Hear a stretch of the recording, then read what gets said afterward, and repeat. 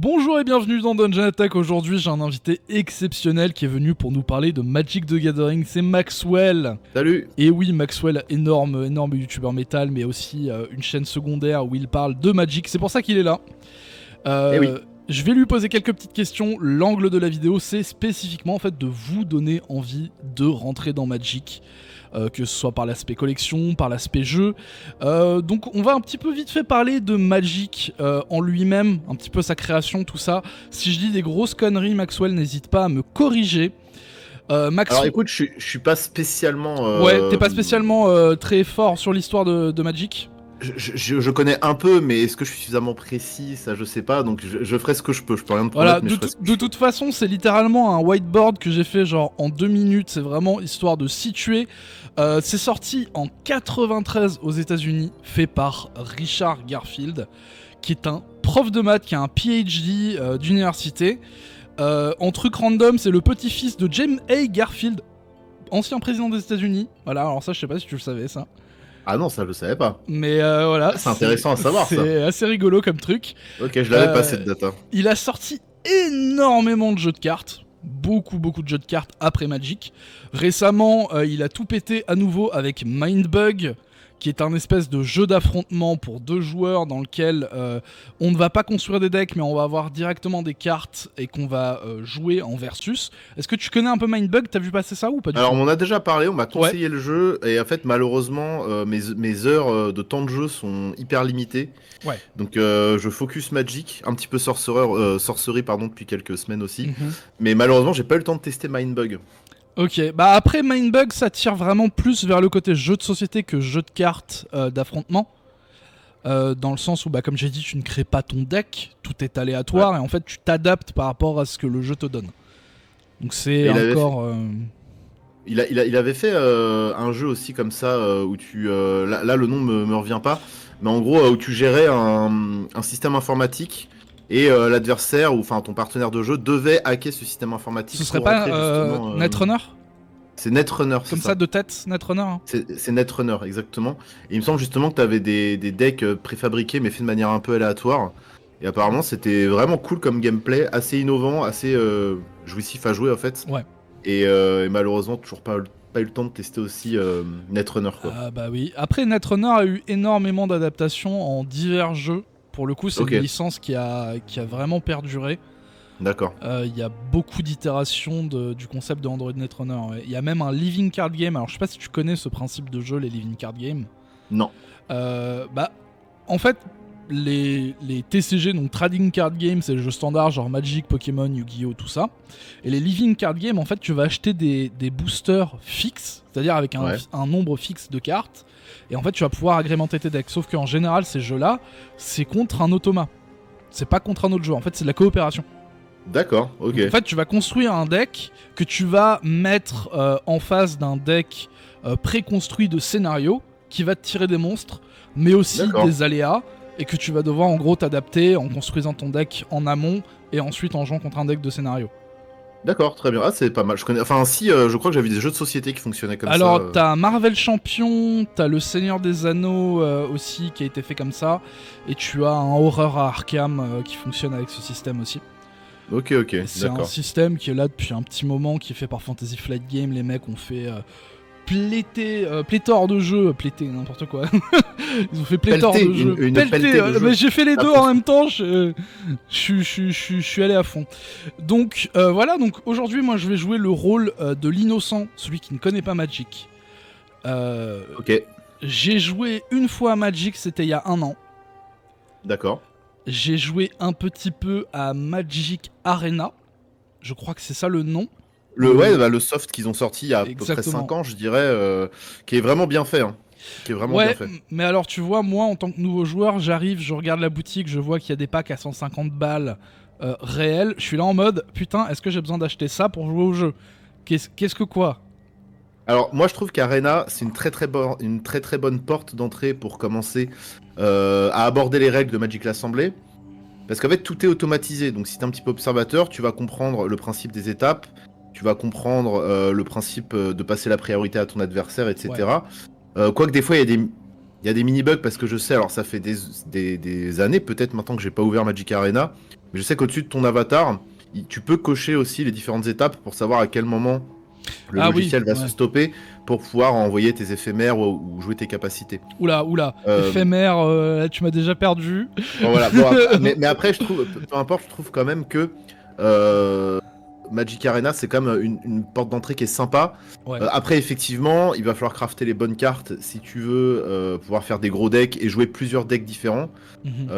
Après, je sais que même sans mettre d'argent, tu peux commencer un petit peu à t'amuser. C'est vrai que moi, j'ai du mal à mettre de l'argent dans du dématérialisé, surtout quand il s'agit de cartes, et notamment d'un TCG, donc jeu de cartes à jouer et à collectionner. Ça me gêne un peu. C'est aussi un peu ce qui m'a bloqué sur le long terme et qui fait que j'ai arrêté. Parce qu'au début, je voulais me lancer à fond dedans. Et puis je voyais que finalement, je mettais quand même pas mal de thunes dans le logiciel. Et puis moi, je gagne pas ma vie forcément avec ça ou avec les streams jeux vidéo, tu vois. Donc en fait, j'étais pas rentable là où quelque part quand j'achète des cartes. Au moins, tu peux faire du contenu avec. En fait, c'est ça aussi. Les vraies cartes, c'est même pas ça. C'est qu'en fait, si j'en ai marre, je les revends. Et selon les cartes, je retrouve pas forcément ma mise. Quoique ça dépend les cartes que t'achètes. Mais derrière, tu peux trade, tu peux revendre. Tu peux fabriquer d'autres decks dans d'autres formats. Là où Magic Arena, t'es enfermé dans les formats Magic Arena. Surtout moi qui joue beaucoup Commander, Arena, tu vois, il n'y a pas de format Commander. Ouais, alors on va en parler, justement, j'ai une question là-dessus, parce que c'est assez complexe, il y a beaucoup de types différents de modes de jeu. C'est ça, exactement. Ils ont tous des noms très précis, donc... Exactement, c'est ça. Et donc, au bout d'un moment, j'étais frustré avec Arena, parce que pas accès au format auquel je veux jouer, devoir mettre beaucoup d'argent dans des cartes que tu peux pas acheter à l'unité, que tu es obligé d'ouvrir dans des boosters... Je suis désolé, je suis un petit peu malade. Oui, pas de donc il faut que tu... Il y a un peu d'aléatoire en plus là-dedans, quoi. Donc finalement, c'était pas trop un produit qui était fait pour moi. Ouais. Et j'ai arrêté d'y jouer aussi un petit peu par manque de temps et d'intérêt aussi. Hein, mais effectivement, tu peux y jouer sans argent. Mais c'est quand même mieux si tu mets un petit billet tous les mois, quoi. Ouais. Okay, à chaque nouvelle sortie d'extension. C'est un peu la première dose de crack est gratuite, mais bon, c'est sympa si tu reviens pour claquer ton billet, quoi. Mais tu sais, parce que là, je fais encore mon VRP Magic, parce que c'est un peu mon rôle depuis un an. Je me fais souvent... Après, moi, je trouve ça cool, tu vois. Ouais. Mais c'est vrai que j'ai converti pas mal de gens autour de moi à Magic l'Assemblée. Et d'ailleurs, je suis vu justement un peu comme l'entremetteur, tu vois, qui va ramener les gens du côté obscur de la force. Désolé pour le porte-monnaie de mes amis, mais bon, quand t'es passionné, tu vois, tu peux pas t'empêcher de partager les trucs que tu kiffes. Bien sûr. Et pour le coup, c'est vrai qu'à chaque fois, c'est mais tiens, vas-y, je te prête des cartes, machin. Tes sleeves, mais t'inquiète, j'ai des sleeves en rap, je te les donne gratos, comme ça tu suives ton deck, on peut jouer. Et puis tu sais, je suis effectivement le dealer de crack qui va filer la première dose. Et après, tout le monde devient accro, donc. Ne vous inquiétez pas, Wizard. Vous avez mon adresse, envoyez le chèque. Je vous voilà, c'est ça, envoyez le chèque. N'envoyez pas les Pinkertons. Parce que j'en ai parlé récemment. N'envoyez pas les Pinkertons chez Maxwell, s'il vous plaît. Envoyez-lui un chèque. Ça, c'est Hasbro, il rigole pas du tout. Ça déconne zéro. Hein. T'avais fait une news là-dessus, c'est ça? J'ai fait une vidéo la semaine dernière sur les Pinkerton et ce qui s'est passé avec Dan Cannon. C'est-à-dire que ton public qui est au courant, on n'a pas besoin de... non, on n'a pas besoin d'expliquer la joke. C'est ok. Ok, très bien. Après, je me plains pas parce que tu vois, de temps en temps, ils m'envoient des petits boosters. Tu vois, alors ça dépend, mais des fois, quand il y a une nouvelle extension, ils m'envoient des petits boosters pour faire une ouverture, etc. Oui, tu le fais en stream en plus en général. Ouais, voilà, donc ils considèrent quand même un petit peu mon taf. Ça, c'est cool. Surtout qu'avec Alt 236, on a fait il y a presque 3 ans maintenant, je dirais. Une très très grosse vidéo sur Magic l'Assemblée qui est, je pense, dans le monde francophone, la vidéo sur Magic la plus vue. Ouais. Parce qu'on doit être. Je pense aussi, ouais. Peut-être à 1,5 million de vues ou peut-être un peu plus. Oui, c'est énorme pour le travail que vous avez fourni pour cette vidéo d'ailleurs. Pour du Magic, franchement, à part peut-être dans le YouTube américain, je pense pas qu'il y ait beaucoup de vidéos qui atteignent ce score-là. Donc je pense que Wizard était quand même au courant de notre existence, parce la vidéo, elle est pas passée inaperçue. Ouais. Et au final, là je fais du contenu sur Magic quelques années après, de manière plus officielle. Et c'est vrai que Wizard a tendance quand même à être bienveillant et à récompenser un peu les créateurs de contenu qui font le taf, quoi. Et on va passer à la première question. Est-ce que tu es prêt? Ça va? Bien sûr, vas-y. J'aimerais bien que tu me parles de toi.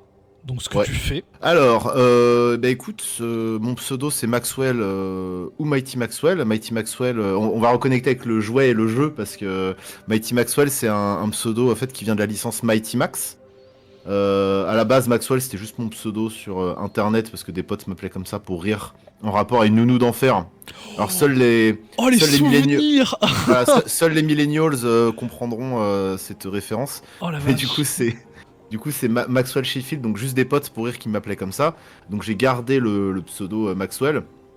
Et quand j'ai ouvert ma chaîne Twitch, j'ai rajouté le Mighty devant parce que le Mighty Max, c'est un des premiers jouets avec lequel j'ai joué quand j'étais gamin. Ouais. C'était l'équivalent à l'époque où les jouets étaient un peu plus genrés. En gros, c'était marketé comme le Polly Pocket pour les garçons. Oui, Parce que c'était complètement. des petites têtes de monstres que tu ouvrais. Et à l'intérieur, il y avait tout un petit univers avec des petits personnages. Que vous verrez bien entendu à l'écran, comme ça je ferai du montage 100%. Voilà, c'est ça, des toutes petites figurines. Alors, c'était très basé sur les univers fantastiques, gore et horrifiques. Ouais. Ce qui fait que ça faisait aussi un peu ces polémiques parce que t'avais certains monstres qui étaient bien crado. Il y avait même McDonald's qui avait distribué à une époque en jouets dans le Happy Meal, menu, ouais, dans le Happy Meal ou le menu enfant, je sais pas comment ça s'appelle, mais tu vois des mini Mighty Max, mais vraiment qui avaient des têtes de monstres absolument gore. Tu vois, avec de la chair qui tombe, des yeux qui sortent du globe oculaire, Ouais. des trucs un peu gorés, quoi. Et alors des jouets qu'on verrait plus trop aujourd'hui malheureusement, mais c'était l'époque un peu des jouets crado. Alors, ce qui est rigolo, c'est que il y a récemment un jeu qui m'a fait énormément de l'œil, qui s'appelle Necromold, qui est en fait un espèce de wargame, Ouais. où en gros, quand tu achètes la boîte, tu vas recevoir 2 pots de pâte à modeler, avec des espèces de petits livres d'invocation. Tu vas mettre ta pâte à modeler dans le bouquin, tu vas la refermer, ça va te faire un monstre. Et je trouve que Ouais, il y a une vibe, il y a un truc qui se rapproche de Mighty Max dans le délire un peu 80s, un peu joué, un peu crado, un peu. Alors c'est clairement les jouets, je pense que c'est plus les jouets qu'on avait dans les années 90 pour le coup, mais ouais, il y a... C'est tout à fait l'esprit de ces jouets un peu crado, Ouais. un peu monstrueux. Là, j'ai pas le nom qui vient en tête. Je m'excuse pour la lumière de la caméra, c'est le bordel. Je suis navré, donc désolé si de temps en temps ça vous pique les yeux. Maxwell, il vit à 20 km du soleil, en fait, il vous l'a pas dit. Ouais, c'est ça. Moi, j'ai quitté la Terre depuis longtemps. c'est marré. Faites sans moi, ça part trop en couille. Mais ouais, je me rappelle d'un jouet que j'avais quand j'étais gamin. Où en gros, c'était des recettes de cuisine, mais monstrueuses. Où en gros, t'avais un espèce de petit laboratoire avec une DA qui était très train fantôme. Ah, Puis vraiment crado. C'est un truc, ça. Et tu mettais de la poudre, tu mettais des espèces de matières un petit peu gluantes, machin. Et ça te créait des espèces de bonbons. C'était une espèce de machine à bonbons. Ouais. Les bonbons étaient acidulés, ils avaient un goût dégueulasse. Enfin bref. J'avais un pote qui avait ça, mais je me souviens plus du nom de ce truc. Hein. Tu créais comme ça des expériences chimiques et ça créait des bonbons. Bref, c'était l'époque où c'était très expérimental au niveau du jouet. Ouais. Et Mighty Max vient de cette période. Et en fait, ce qui était génial, c'est que tu avais plein de références à des mondes fantastiques, à des mondes horrifiques, que ce soit Frankenstein ou peu importe, même des trucs. Tous les monstres classiques de la Hammer avaient une représentation. Ouais, exactement. Dans ce truc-là, des vieux films de monstres. Et mais des fois même ça allait plus loin parce que je me rappelle que t'en avais vraiment. Alors à Noël, tu sais, ils sortaient tout le temps le Mighty Max géant, tu sais le volcan ou le dragon ou le machin. T'avais des séries en fait avec on va dire des formes un peu différentes selon les séries. Ouais. Et moi, c'est un jouet qui m'a rendu fou quand j'étais petit, quoi. Je les collectionnais, je passais des heures à y jouer, à inventer des histoires, etc. Ouais, ça t'a un peu matrixé vers ton côté fantasy, ouais, ça t'a un peu forgé. Ça et les jeux vidéo, c'est ça, ça a été une porte d'ouverture vers des choses un peu plus sérieuses par la suite.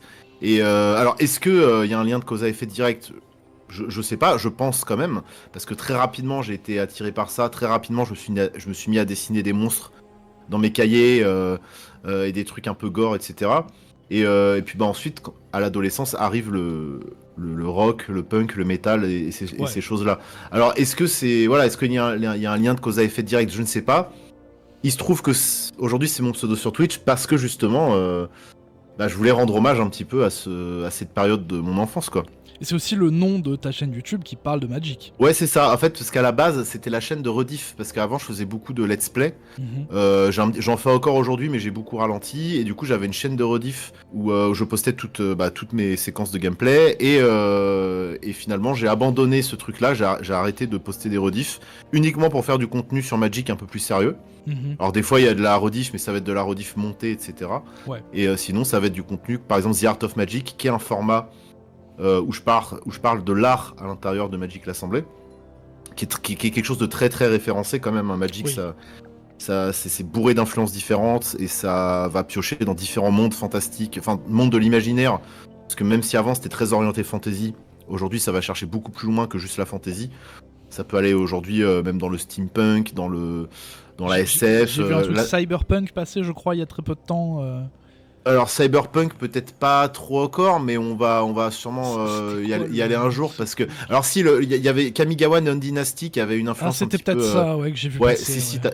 t'as raison, c'est un set qui est sorti il y a 2 ans à peu près, je crois. Ouais, Effectivement, c'est un peu on plus était vieux, ouais. dans un Japon futuriste, donc effectivement très cyberpunk, très Ouais, Akira, ouais, très cyberpunk le jeu.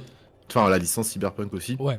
Et cette année, on va même aller jusque dans le Space Opera, parce qu'ils ont prévu un set justement spécialement axé sur dans le délire Space Opera. Donc Putain, c'est j'imagine qu'on fou. aura des influences un petit peu Star Wars, tout ça. Oh. Peut-être un petit peu du Dune, des choses comme ça, ce serait chouette. Ouais. Donc ouais, ils ont ouvert vraiment l'étendue de leurs influences. Donc ça, Mhm. c'est cool. Je suis vraiment... Et pourtant, là, je vous assure qu'il n'y a même pas... En fait, ma caméra devient folle. Il y a absolument... En fait, il n'y a même plus de soleil. Je sais pas pourquoi, là. Donc normalement, la lumière ne change pas. C'est en train de me rendre fou autant que vous, ne vous inquiétez pas. Je fais de mon mieux. Mais non, Euh, t'inquiète, tout va bien, tout va bien. L'objectif est en train de devenir fou. Je sais pas ce qui se passe. Ok, donc on a un peu parlé de toi, on a défini le fait que bah déjà tu es un youtubeur métal hein, depuis quoi. Alors, on était dans le contexte du jeu, mais oui, effectivement, j'ai une chaîne principale que je tiens depuis à peu près 13 ans, qui s'appelle Maxwell tout court, et Ouais. où je parle à la base beaucoup de métal, et je m'ouvre un petit peu plus avec les années. Euh, mais à la base, oui, je parle de métal sur Internet. À la toute base, c'est ça, en fait. Ouais. CF il s'ouvre au fur et à mesure des années. La vidéo Mylène Farmer. Allez voir Ouais, la vidéo Mylène Farmer ouais. qui a été un putain de carton malgré le public de base qu'on pourrait attendre de ta chaîne, on va dire. Ouais, bah On non, pourrait bah ne pas finalement, s'attendre à avoir des gens autant à fond sur Mylène Farmer quoi. à part peut-être un ou deux commentaires de teubés, Oui, enfin, bon, ça. sous la vidéo, j'ai eu 99,9% de retours très positifs. Même la communauté Mylène Farmer, qui est un peu à cheval sur ce qu'on peut dire sur elle, etc., et Mhm. qui est, voilà, qui fait un peu, qui est quand même très présente sur le web, globalement, j'ai eu, on peut dire que des retours positifs. Donc Ouais. ça m'incite à refaire d'autres vidéos du genre. Cette année, il y en aura une. Alors, ce sera même pas spécialement. Alors, ce sera sur la musique, mais pareil, ce sera un univers qui est très éloigné du métal, qui arrivera courant de l'année. Hein. Je sais pas trop les dates encore, il va falloir que je planche La, dessus, la- mais la vidéo vas-y, Michel dis-moi. Jonas qui arrive. Bien sûr, ouais. Sardou, une vidéo sur Michel Sardou. Ah, Sardou. C'est Ah, le... Non, pas du tout. Je vous rassure, ça ne risque pas d'arriver. Mais effectivement, j'avais déjà parlé d'un peu. C'est vrai que plus le temps avance, plus je me dis que rester dans la niche métal, c'est. oui. Bah, déjà, pour moi, sur le long terme, c'est fatigant parce que autant c'est une musique que j'écoute encore quotidiennement. Mais c'est vrai que c'est devenu mon métier. Donc, tu sais, quand tu mélanges ta passion et ton métier, des fois, t'as peur que ta passion, bah, ça devienne plus une contrainte qu'autre chose. Ouais. Parce que bah, finalement, t'es tellement le nez dedans tout le temps que même quand tu taffes, en fait, c'est ton taf. Donc, quelque part, ça peut même devenir un repoussoir à long terme. Ouais. Donc, j'ai essayé un peu de lâcher du lest et de m'ouvrir sur. Enfin, même pas de m'ouvrir, de parler de mes autres passions. Ouais, Tu vois. je pense que c'est une super chose en vrai. Parce que de toute façon, c'est quand même méga rare les gens qui sont uniquement dans le métal et qui n'écoutent rien d'autre. C'est genre plutôt rare au final. Alors, en vrai, c'est rare. Certains ne se l'avoueront peut-être même pas. Mais faut avouer quand même que le métal est un milieu qui est très gatekeepé. Ah oui. Et mais encore une fois, il y a beaucoup d'apparence là-dedans. Il y a de la posture. Et moi, j'ai jamais été là-dedans. En revanche, ça m'intéresse absolument pas. Donc après, que ça intéresse le public métal ou pas, je regarde pas ça. Ouais. Forcément, le public métal aura des appétences pour des choses qui moi me passionnent parce que finalement, bah, on en parlait en off. Quand t'es passionné de métal, t'es aussi un petit peu passionné de cinéma fantastique, t'es un peu passionné de jeux de rôle, t'es un Bien peu sûr. passionné de jeux, t'es un peu, enfin, tu vois, quand tu t'approches d'une sous-culture, notamment celle qui émane des années 70-80 comme comme le métal. Tu vas forcément aussi avoir des appétences pour bah, le jeu de rôle par exemple, qui est aussi une Oui. sous-culture de ces années-là, quoi. Complètement, ouais. Donc, c'est des univers qui se croisent énormément. Donc Oui, effectivement, ça s'échange des artistes pour des covers. c'est ça. C'est un truc, ouais. En fait, toute l'espèce de culture qu'on a eue dans les années 70-80, un petit peu 90 aussi, c'était une culture qui était, comment dire, c'était un grand cercle avec plein de gens qui s'échangent des trucs. que ce soit des artistes ou même si on parle de musique, il y a des mecs qui faisaient dans le métal qui sont allés poser pour des artistes pop. Ça a été beaucoup fait, même s'il y en a beaucoup qui ne le disent pas, qui sont devenus des musiciens de studio pour des trucs plus gros. Des artistes, alors le métal a eu justement dans les années 90-2000 ce passage d'une... Alors, ça dépend en fait parce que c'est hyper fluctuant quand y penses. Dans les années 70, le hard rock était la musique qui fonctionnait le mieux. Oui. Tu prends Led Zepp, AC/DC, Def Leppard, tous ces trucs-là. C'était quasiment la musique mainstream. Et après, ça s'est mélangé en 1000 courants différents. C'est redevenu un peu plus underground. Et c'est revenu dans les années 90, début 2000, avec le metal fusion, le néo-metal et ces choses-là. Et ça a re-explosé. Et effectivement, je pense que c'est aussi une émanation de... vu que tout est un cycle, tu vois, de ces années, comme on disait tout à l'heure, années 70-80, où t'avais les geeks qui étaient justement à fond dans ces trucs-là. Et nous, on a repris le flambeau derrière dans les années début 2000, j'ai envie de te dire, parce que moi, c'est là que j'ai découvert le métal et on va dire les univers un petit peu, où je me suis mis un peu plus sérieusement, les univers d'Heroic Fantasy et ces choses-là. Mais qui en fait venait de mon enfance, parce que tu vois, avec ce que je disais au début, en fait quand j'étais gamin je jouais aux jeux vidéo parce que mes oncles geeks nés dans les années 70, enfin 60-70 étaient des geeks des années 70-80.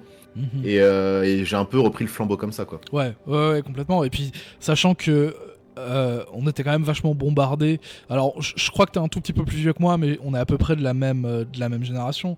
Moi je suis de 88.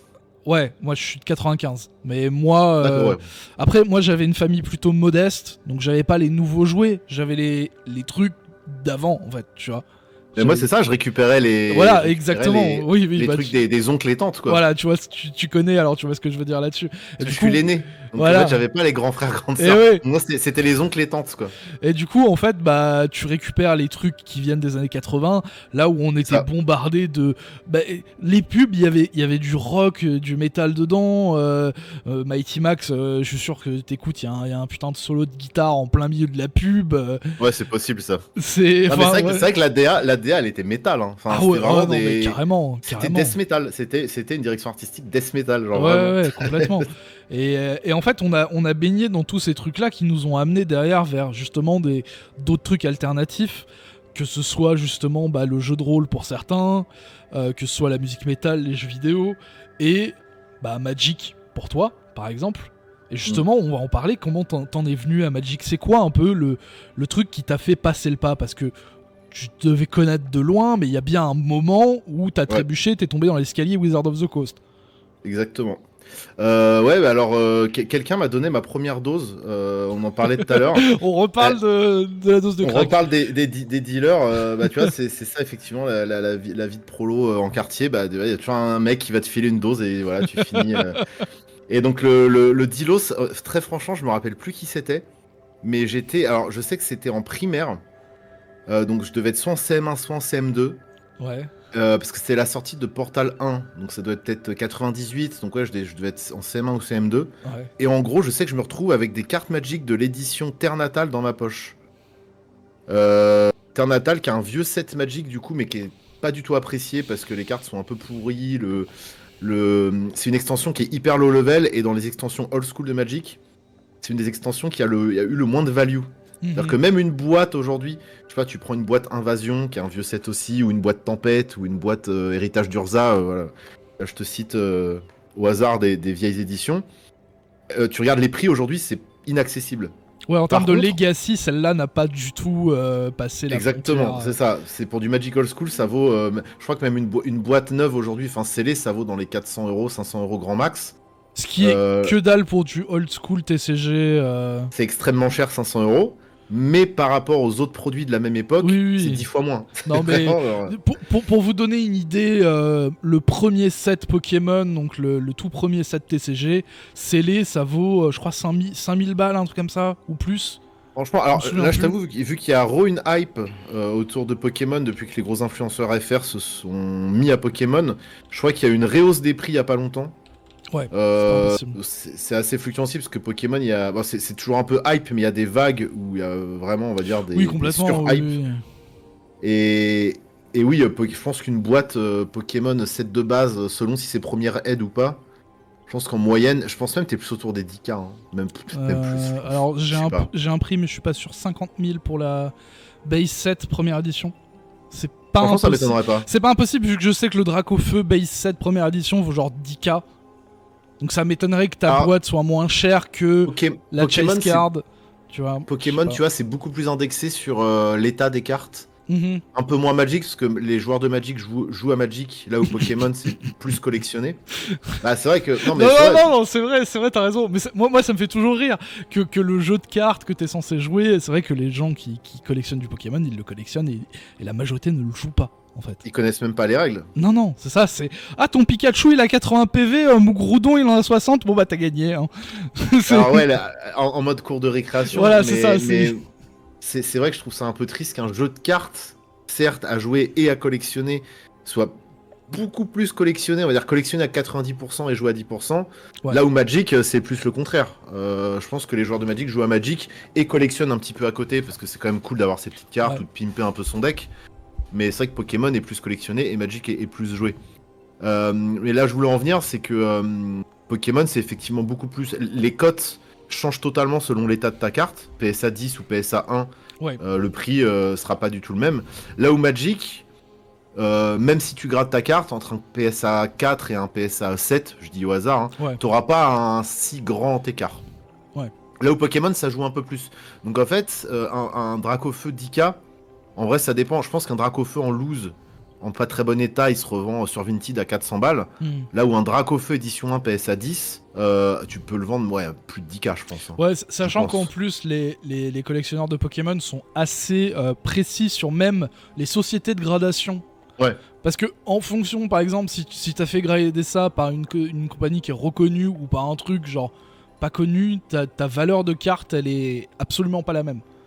Effectivement, il y a tout un univers lié justement à la gradation, Ouais, tout un complètement, lore, ouais. avec tout plein de segments de vidéos drama sur internet. Bon, bref, ça c'est leur dos, je leur Oui, laisse. oui, oui.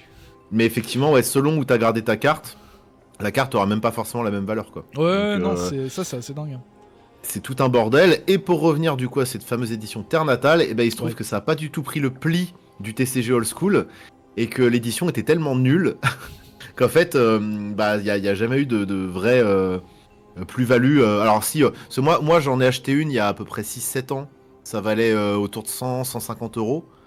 Donc j'ai fait un peu de value dessus. Après, je pense, je sais pas, vu que c'est l'extension de mon enfance, tu vois, j'ai un peu un Oui, tu l'as affect. acheté pour le côté Candy en mode C'est ça, c'est exactement. pas Candy, Madeleine de Proust en français. C'est un peu ça, ouais. Ouais, le Complètement. Et parce que ça me rappelait effectivement la petite dizaine de cartes qui traînaient dans ma poche quand j'étais en CM1 ou en CM2.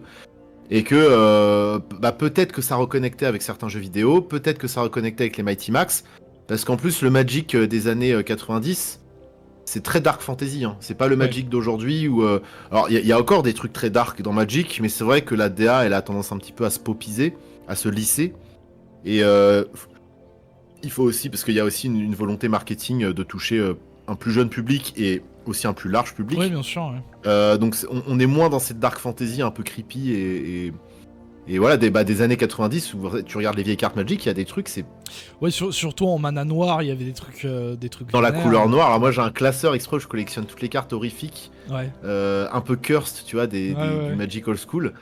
Et effectivement, tu regardes, il y a 75% du classeur, c'est de la couleur noire, quoi. Ouais, c'est marrant ça. Mm. Non mais ouais, après je sais pas exactement comment Magic se situe par rapport aux autres gros TCG en termes de popularité. Je sais pas s'il fait partie des moins populaires ou s'il se trouve dans le milieu. Je sais que c'est pas le plus populaire actuellement, le plus populaire doit être Pokémon.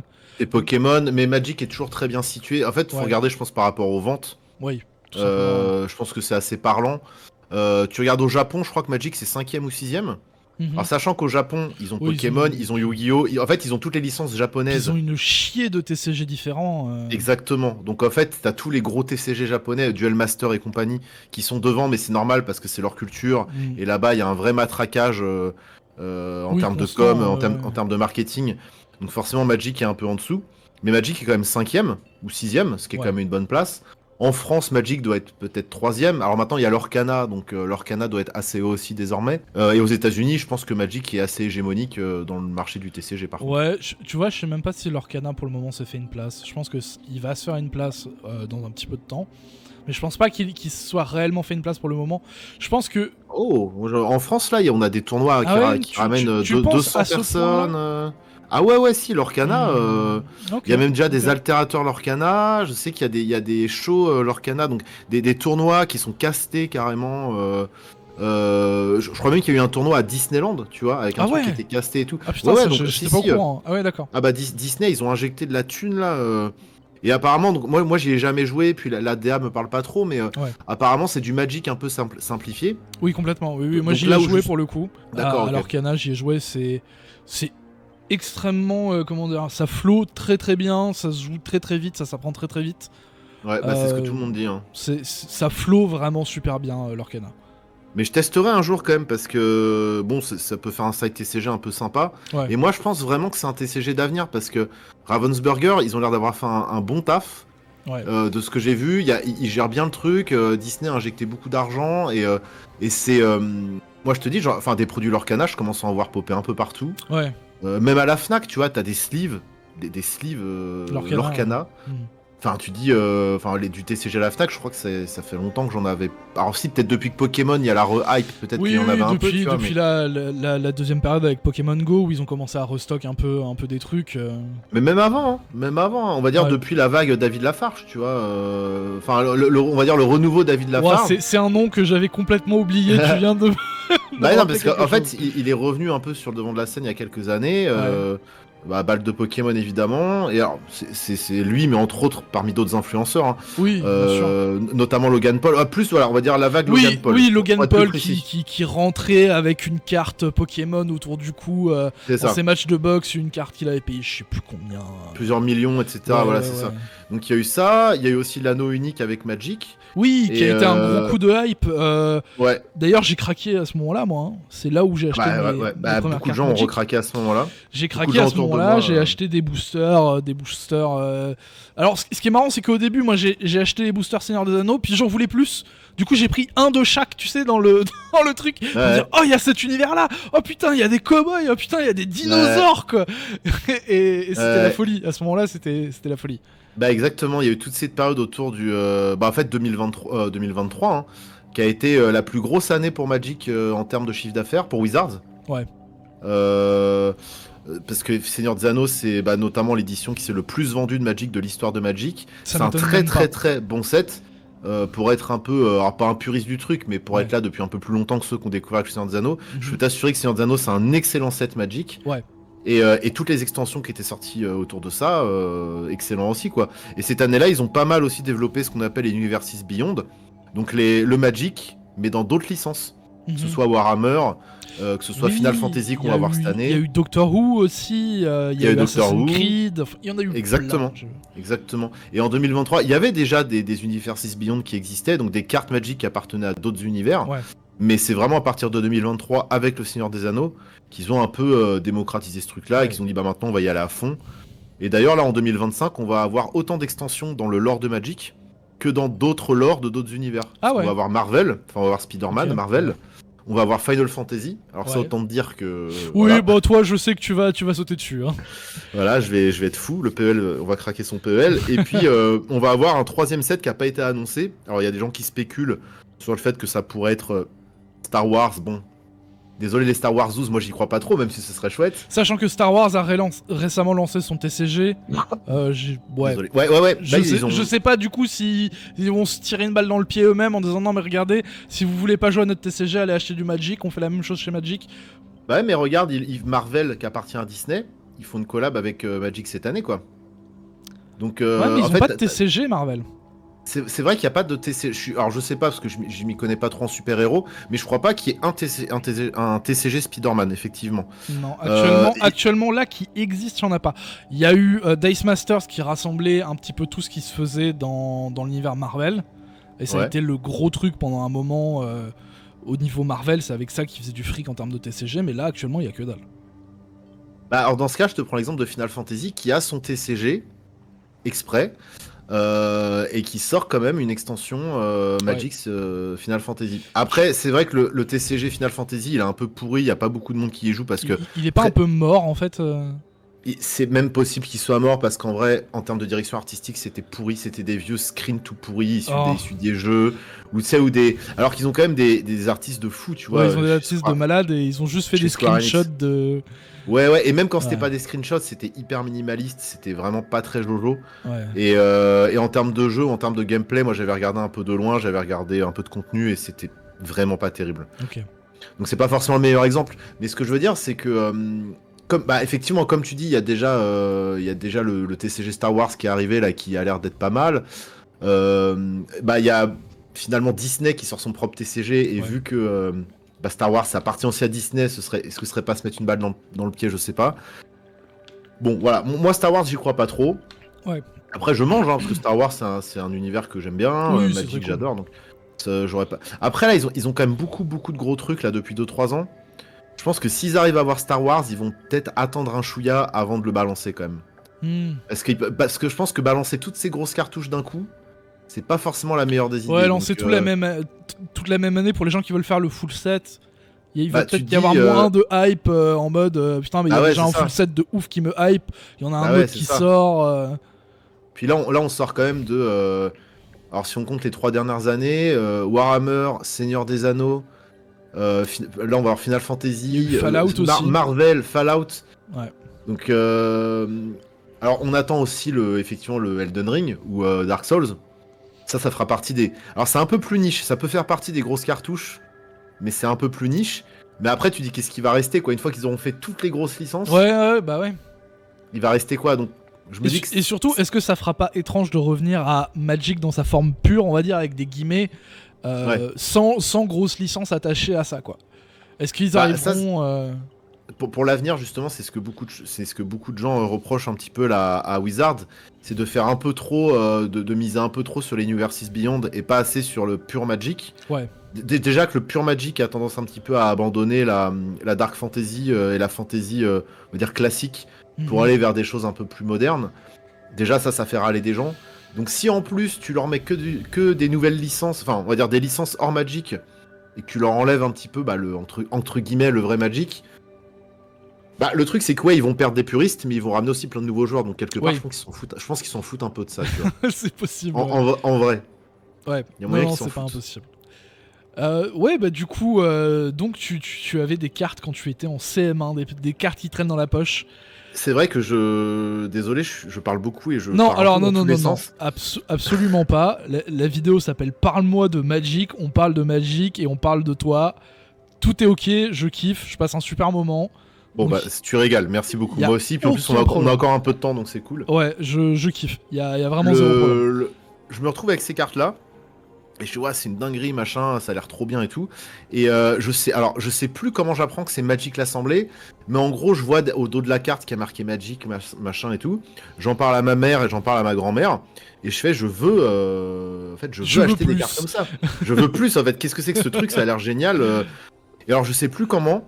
À l'époque, j'habitais encore à Nantes. Alors, j'habite toujours à Nantes parce que j'y suis revenu entre-temps. Mais Ouais, à l'époque, avant d'aller sur Paris, j'étais à Nantes avec ma maman. Et ma grand-mère aussi habitait à Nantes. Et c'est ma grand-mère qui m'emmène au Temple du Jeu, donc le Temple du Jeu de Nantes. Avant que ça devienne un gros truc qui s'exporte un peu partout, il y avait ouais. une petite boutique, le Temple du Jeu, qui était derrière la médiathèque, pour les Nantais là. Et en plus, c'était avant que ça devienne une plus grosse boutique, de plus axée jeux de société, on va dire, parce que il y a beaucoup de petites boutiques Magic qui sont on va dire, qui ont un peu grossi entre temps et qui sont aussi lancés dans le jeu de société et ce genre Oui, de choses. complètement. Mais à l'époque, donc t'avais le temple du jeu, donc t'avais un peu de jeux de société et t'avais beaucoup de Warhammer et beaucoup de Magic.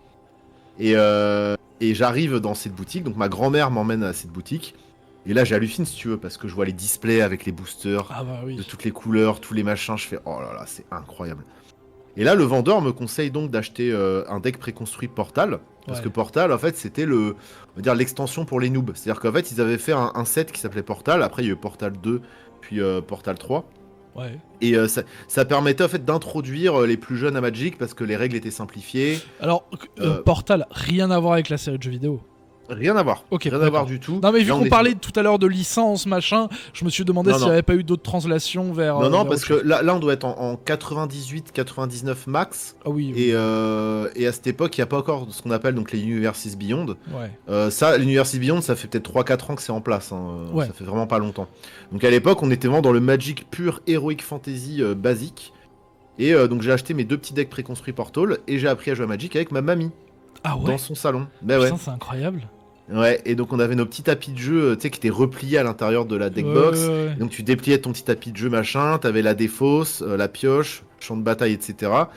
Et c'est comme ça que j'ai fait mes premières parties de Magic, donc avec ma grand-mère, avec des decks préconstruits Portal achetés au Temple du Jeu. Putain, c'est fou. Et donc je mets le doigt dedans. C'est marrant parce que c'est aussi ma grand-mère qui m'a introduit au jeu. C'est Basé les grand-mères. c'est Incroyable. ouf. C'est avec Bah elle oui. que je jouais. Alors j'étais jeune, mais je jouais au poker avec elle. J'ai joué à un truc dont je vais bientôt parler. J'ai joué à un jeu de cartes espagnol. Ok. Parce que je suis à moitié espagnol. Je sais, Ouais. ça se voit sur ma gueule de fromage de chèvre. Bah, d'accord.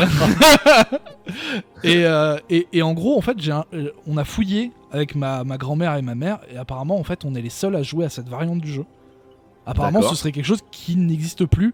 Et en fait, comme ma grand-mère ne vient pas directement d'Espagne, elle vient d'une petite île dans les îles Canaries. Si ça se trouve, cette variante n'existe que là-bas et plus personne ne la connaît à part nous. C'est comme les formats Magic, quoi. T'en as 1 milliard et selon la table avec laquelle tu vas jouer, tout le monde aura ses petites règles zéro qui changent, c'est quoi. ça. Les gens qui jouent encore au mode NT de Magic the Gathering. En fait, tu faisais du commandeur avec ta grand-mère. C'est ça que tu sais pas. Exactement, du commandeur carte espagnole. Bah après, ouais, non, parce que le commandeur, pour le coup, c'est devenu le format le plus populaire à Magic. Ouais, alors on va revenir à ces histoires de Ouais. format parce que voilà. Ma prochaine question, c'est quoi qui t'a attiré dans Magic? Qu'est-ce qui t'a... Bon, les visuels, immédiatement. Ouais, je m'en doutais. C'est immédiatement les visuels. Encore une fois, la continuité du. On en parlait tout à l'heure, tu vois, des jeux, jouets pour enfants, into jeux vidéo, into littérature. Parce que je feuilletais déjà des trucs d'Heroic Fantasy. Alors, j'étais pas encore à fond dedans, mais tu vois, je feuilletais quoi. Je Ouais. lisais un peu des trucs, machin. J'étais avide de ça. Et donc là, forcément, quand je tombe sur ces cartes, je suis oh, incroyable. Il y a des zombies, des ondins, des elfes, des dragons. J'adorais les dragons, c'était ma créature mythologique préférée. Donc, si tu veux, j'hallucine, puis tous les dessins hyper léchés en plus. Parce qu'à l'époque, chaque carte, c'était vrai. Alors, ça dépend des extensions. Parce que tu regardes les toutes premières cartes Magic, c'est vrai que des fois, il y a des trucs un peu cursed. Mais en vrai, quand tu regardes chaque illustration de carte Magic, c'est un taf de ouf à chaque fois, quoi, qu'il y a derrière. Ouais, mais ça a fait bosser énormément d'artistes au final. Ça Magic. fait bosser énormément d'artistes. Et peut-être, on va dire même aujourd'hui, il y a pas mal de problématiques autour de ça. Si vous cherchez un peu, il y a des articles qui passent justement du fait que il serait peut-être pas assez rémunéré et que bah, cette volonté aussi, voilà, de sortir de plus en plus de sets, de plus en plus de cartes. Quelque part aussi, il y a le fait d'instaurer un rythme peut-être parfois un petit peu pesant, Qui est difficile à suivre pour un. qui est pour un difficile à artiste. suivre et que et après on rentre dans les problématiques d'IA générative d'art, etc. Oui, voilà, parce où- qu'ils vont dire vous travaillez pas assez vite, du coup on va utiliser l'IA et. Et il Voilà. y a déjà eu des petits problèmes à cause de ça, notamment au niveau de la branche marketing de Wizard. Donc ça, c'est Ah des ah. dramas, on va pas revenir dessus, mais il faut pas qu'ils perdent ce truc Magic, tu vois, de proposer une explosion de visuels comme ça, qui Ouais. va chercher, alors aujourd'hui un petit peu dans toutes les influences, mais à l'époque où moi, j'étais avide de fantasy, justement, Magic, c'était le jeu qui me fallait quoi. Alors il y avait aussi tous ces textes de règles parce que il y a beaucoup de cartes en anglais. C'est vrai que Magic c'est plus simple si t'es bilingue anglais, enfin pas forcément bilingue mais au moins maîtriser l'anglais Magic parce que c'est vrai que il y a beaucoup de cartes en anglais qui tournent. Ouais. Et alors tu peux très bien parce que les produits Magic existent en français mais c'est vrai que des fois selon les prix et selon la zone Oui, géographique c'est où plus t'es, intéressant de choper en anglais quoi. en anglais exactement. Mhm. Donc moi j'ai beaucoup de cartes en anglais. Et donc j'étais vraiment, comme je disais, avide de ce truc-là. Et il y avait en plus, sous ces belles illustrations, le petit texte un peu cryptique. Donc quand il était en anglais et quand t'es gamin, pour le coup, vraiment tu comprenais rien, tu voyais des chiffres. C'est de tu voyais l'elfique. Voilà, il y avait un côté formule mathématique bizarre Ouais. parce que t'as des statistiques, des machins, tu Je comprends pas rappelle trop. Richard Garfield, prof de maths, PhD. Prof de tout maths. ça, ouais. Bah voilà, c'est ça. Et même quand c'était en français, tu lisais le truc, c'était du code. Tu sais, il y avait un côté formule mathématique, il y avait un côté même formule magique, j'ai envie de te dire. Ouais, X gagne plus, machin. Tout Voilà, ça. c'est ça, avec en plus des noms tu vois, Yogg-Zebul, Elfe de Llanowar, tu sais, t'avais des noms, t'es là, mais qu'est-ce que c'est, enfin, c'est quoi, c'est des tribus, ils font tous bader, mais en même temps ils sont tous stylés, donc t'avais des noms étranges, des formules mathématiques, il y avait un côté grimoire, Ouais. tu sais, que t'avais déniché au fin fond d'un château hanté, dans la forêt, tu vois, t'étais là, qu'est-ce que c'est que ce... Puis en plus, à l'époque, les cartes, elles étaient pas aussi pimpantes qu'aujourd'hui, tu vois, t'avais vraiment ce côté un petit peu crado avec les old frames, les textures un petit peu à Oui, l'ancienne. oui, je me En souviens plus, moi, des les cartes... bords marrons un peu grungy comme ça. Alors, t'avais les bords noirs, t'avais les bords blancs qui effectivement devenaient assez vite Ouais. marrons pour ceux qui prenaient pas soin de leurs cartes. T'avais les bords dorés quand c'était les decks préconstruits basés sur les decks des champions du monde. Ouais. Et t'avais les bords argentés pour les cartes Magic humoristiques. Et effectivement, t'avais ce truc de. En plus, vu qu'elle traînait tout le temps dans ta poche, tu sais, t'en prenais pas très soin à l'époque, avant de découvrir les sleeves. Tu sais, elles avaient ce côté un peu abîmé, un peu crado. Donc t'avais Ouais, vraiment les ce côté. bouts qui devenaient un peu ronds, un peu blanchis. Voilà, c'est ça. Ouais. C'était les vieilles pages de grimoire bizarres ou le vieux bestiaire, quoi. T'avais un truc vraiment. Ouais, Et carrément. donc c'était fascinant. Et puis après, tu dis, bah maintenant, je veux décoder ce truc-là, je veux apprendre, je veux comprendre ce que c'est. Ouais. Et puis bah petit à petit, tu te mets, bah tu t'y mets quoi. Alors j'y ai joué pendant à peu près 2 ans, je pense, Mhm. en y revenant une fois de temps en temps, mais vite fait. Ouais, Et de manière après, sporadique pour voir un peu Voilà. l'évolution du truc. Exactement, c'est Ouais. ça, mais de très loin, parce qu'en fait j'avais un cousin qui jouait, donc des fois il me passait un deck, puis on jouait vite fait, Mhm. mais j'étais pas du tout à fond dedans. Et il y a à peu près 7-8 ans, là je me suis remis à fond, à fond, à fond. C'était à la sortie de Ténèbres sur Innistrad, un tout petit peu avant. Oui, ah bah alors extension qui m'a fait de l'œil parce que moi je suis. Alors attention, hein, ça va être cliché, j'ai le t-shirt Death en rouge et tout, mais les vampires, les machins, Lovecraft quoi. voilà, les trucs Lovecraft. un peu. Ouais, je me suis dit, ça m'intéresse un petit peu quand même. Bah ouais. Mais, Bah Innistrad c'est un monde qui est chouette, moi que je trouve chouette. Encore Ouais. une fois on en revient, voilà. En fait tout ça à la base c'est les films d'horreur parce qu'on Oui. pourrait aussi parler de littérature.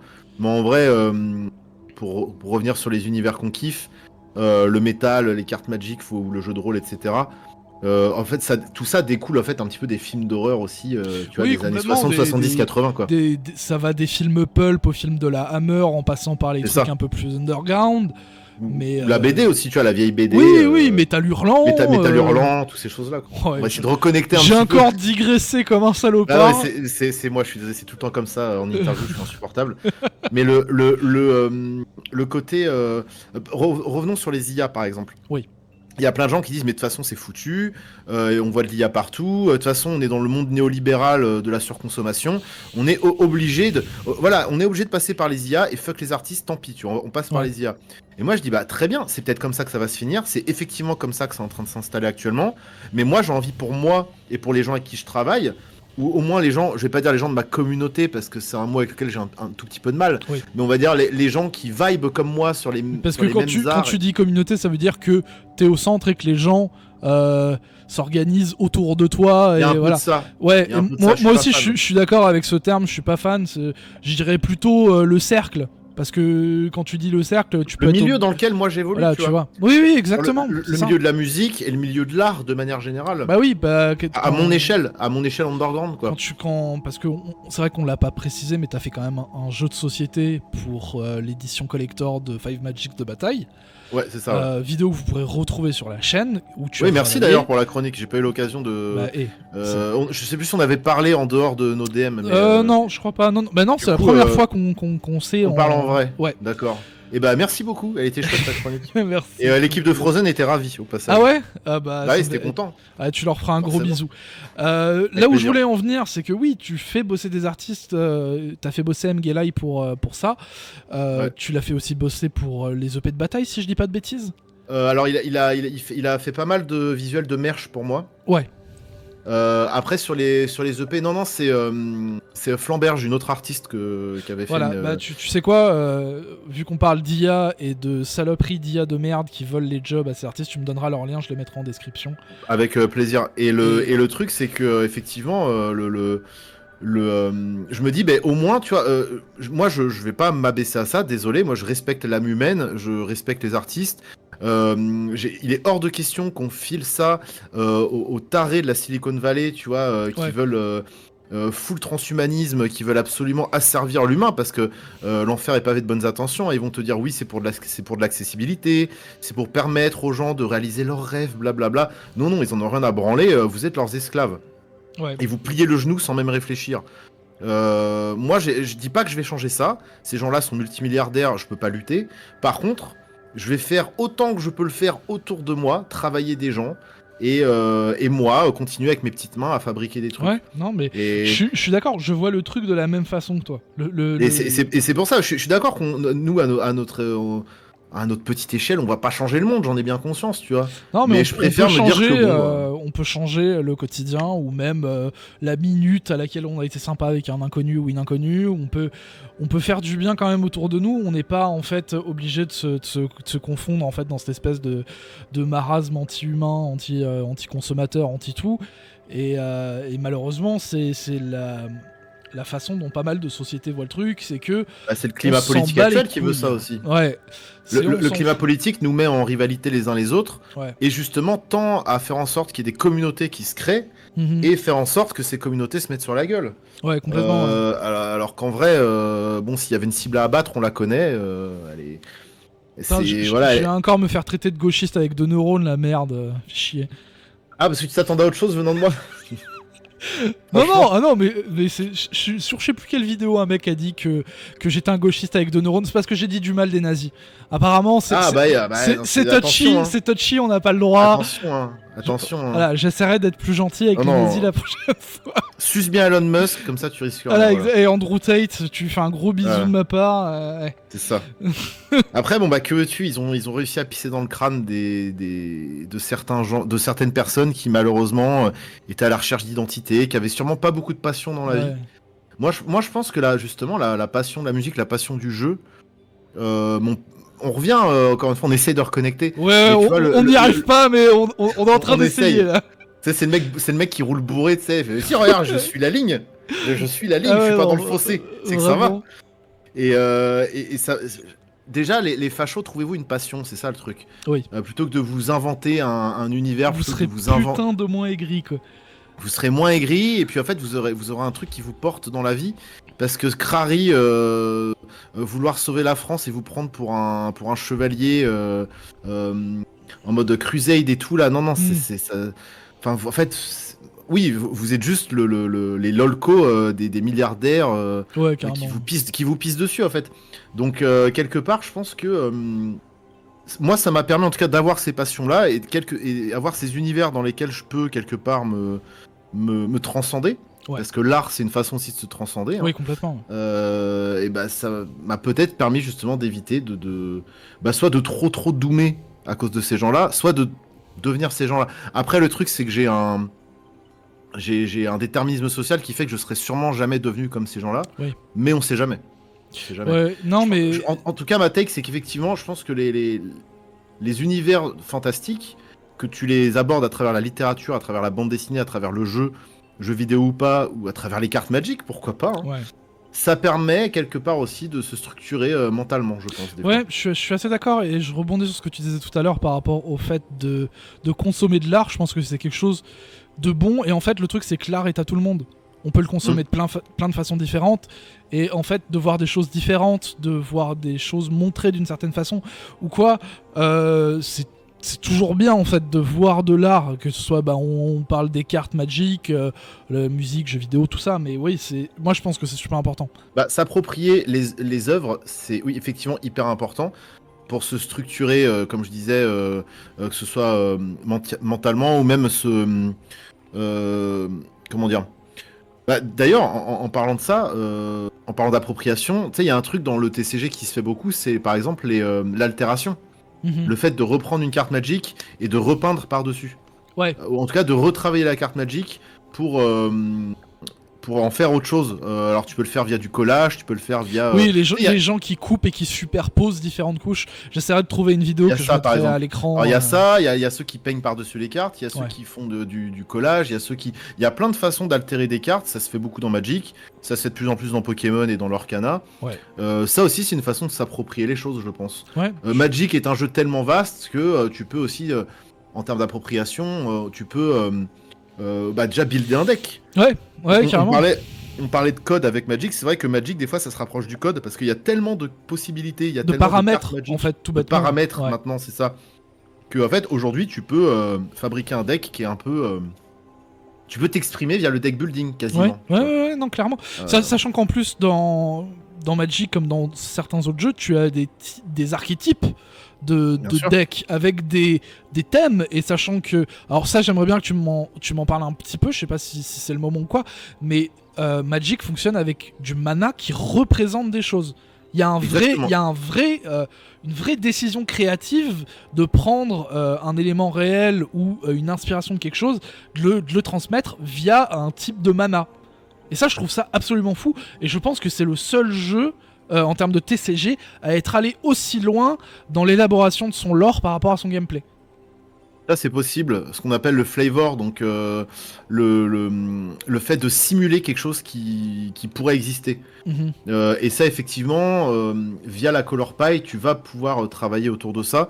Donc Magic a 5 couleurs, blanc, bleu, noir, rouge, vert. Et chaque couleur a son identité, chaque couleur a son état d'esprit. Et parfois, tu peux même mélanger les couleurs. Et selon les mélanges que tu vas faire, et ben, ça va créer d'autres choses. Et déjà, rien qu'à partir de ça, tu as une possibilité quasi infinie d'aborder la chose, quoi. Et là, Magic, effectivement, alors je sais qu'il y a d'autres... Enfin, dans Pokémon, il y a des couleurs aussi. Il y a d'autres jeux avec des couleurs. Ouais, mais Alter, il y a dans un système de Pokémon, couleurs aussi. ça pisse pas bien loin. Hein. Ça reprend juste les types qui sont dans le jeu vidéo, au final. C'est ça.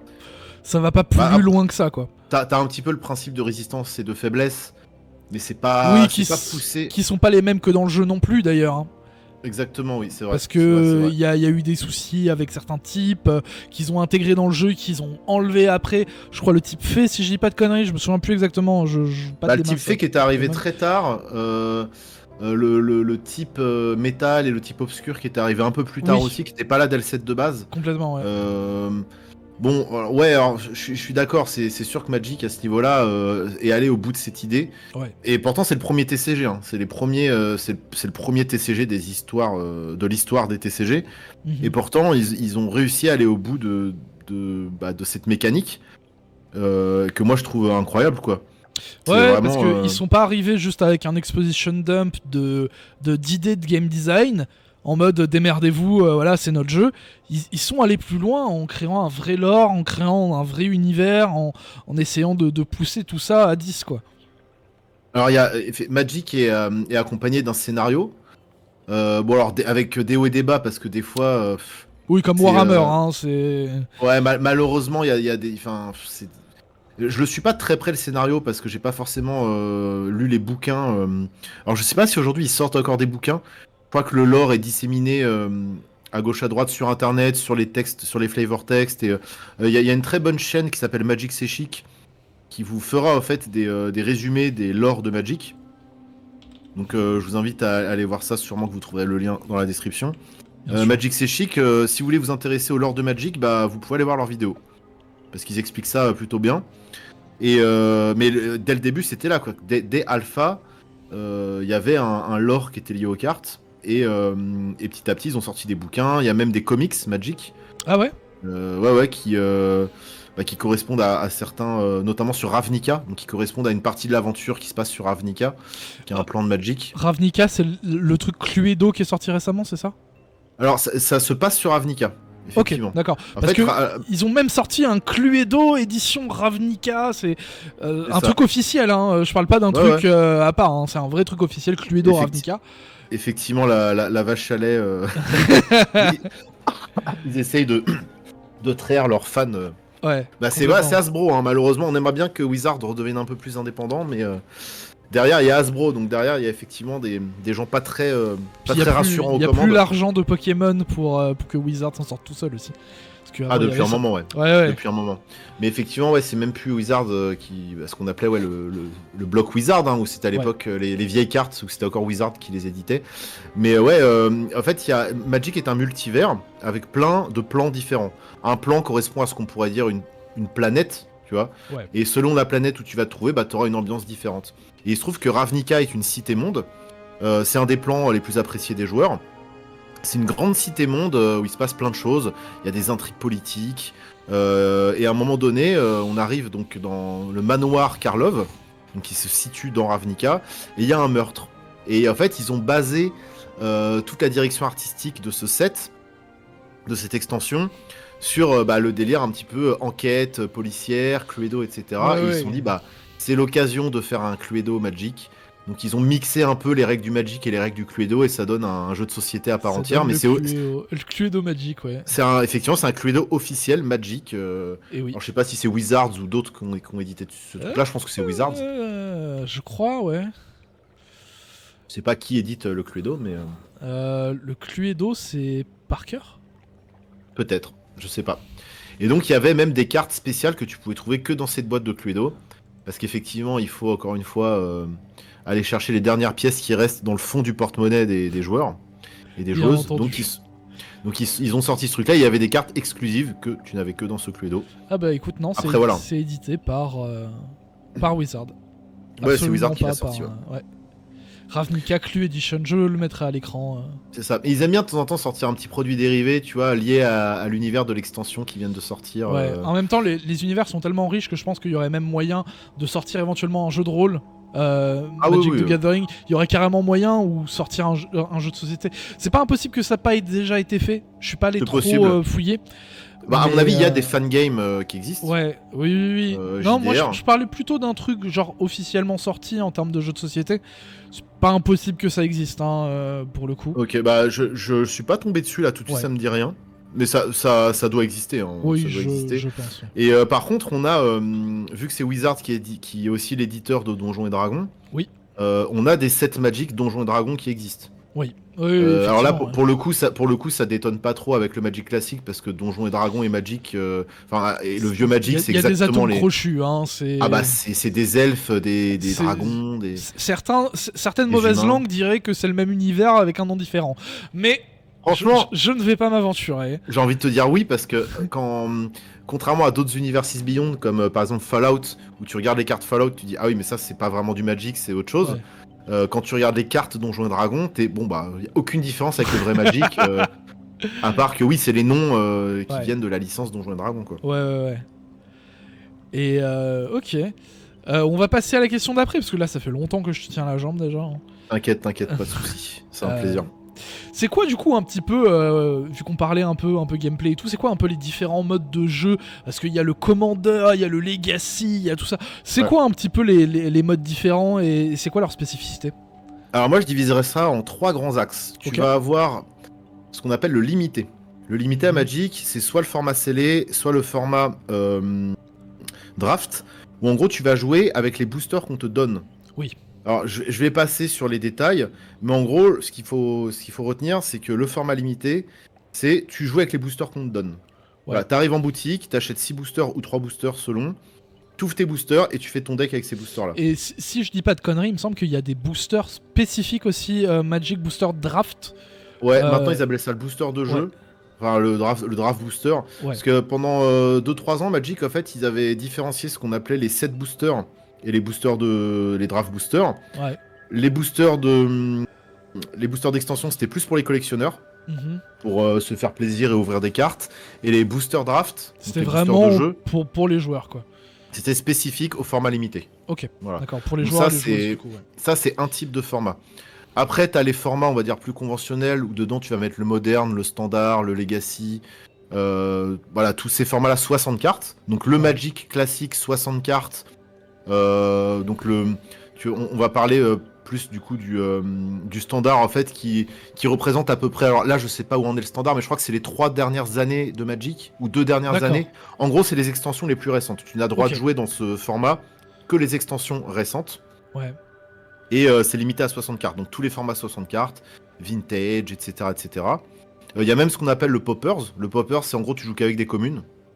D'accord. Voilà, c'est les formats un petit peu budget où si t'as pas trop de thunes, t'achètes que des communes à 2 centimes et tu te fais un deck avec ça. Ok. Et ensuite, tu as le format qui est le plus joué actuellement, qui est le format Commander, qui est un format sans cartes, cette fois. Ouais, alors Très chiant à mélanger. Ça, c'est un délire. Hein. J'ai vu des vidéos, les mecs, ils ont un paquet comme ça, là. On dirait un hamburger triple patty avec salade sauce.